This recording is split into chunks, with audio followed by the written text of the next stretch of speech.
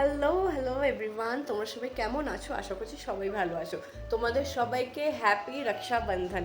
যারা যারা আমার ভাই আছে, দাদা আছে, তোমাদের সবাইকে হ্যাপি রাখি। তো টেকনিক্যালি আমার কোনো নিজস্ব ভাই বা দাদা নেই। তো আমি আজকে যাচ্ছি, সোমমালার এক ফ্রেন্ড আছে রাজস্বী দা, তাকে আমি অনেক বছর ধরে চিনি, তো তাকেই রাখি পরাবো।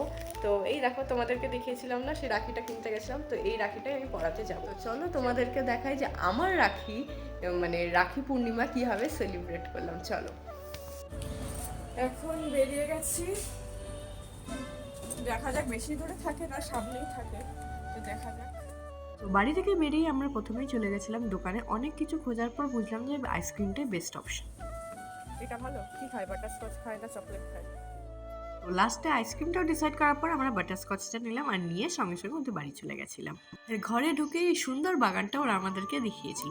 তারপরে আমাদের মেন রাখির পর্বতে এলাম। দেখো, গিফট কিন্তু ছোট বড় সবাই দেয়, কিন্তু এই ভালোবাসার সম্পর্ক, ভাই বোনের সম্পর্কটাই কিন্তু সবসময় থাকে।